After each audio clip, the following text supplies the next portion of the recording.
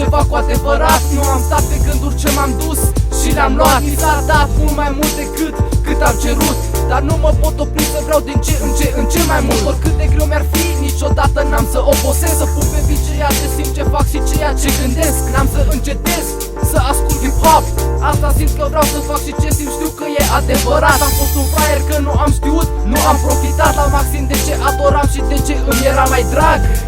Oricum nu mai contează că am prieteni lângă mine care stau și mă veghează, pentru care într-o secundă aș lăsa totul la o parte, cărora le acord întotdeauna întâietate. Am calea mea și am să merg liniștit pe ea, dar numai Dumnezeu mă poate judeca.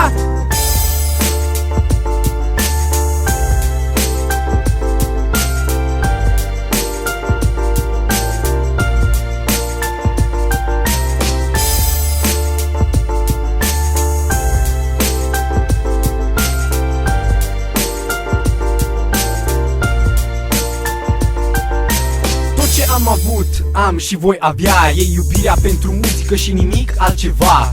Doar acel ceva ce mă duce mai departe decât credeam. Cred că se poate, cu mintea limpede mă relaxez, spun ce gândesc. Știu să nu dau vina pe alții atunci când greșesc. Deși greșesc de multe ori, mă bucur că o fac. Ce rost are o greșeală dacă nu ai învățat? Nimic, mă regăsesc în ce fac și ce zic. În hip-hop sunt același fan înrăit. A renunța îl înlocuiesc cu a încerca. Câteodată renunț să mai zic altceva. Am o mulțime de gânduri și nu știu de unde vin. Îi apreciez și le mulțumesc celor care mă susțin. Spunem ceea ce gândim și nu ce evident. Ei, squad, privind spre viitor, trăim în prezent.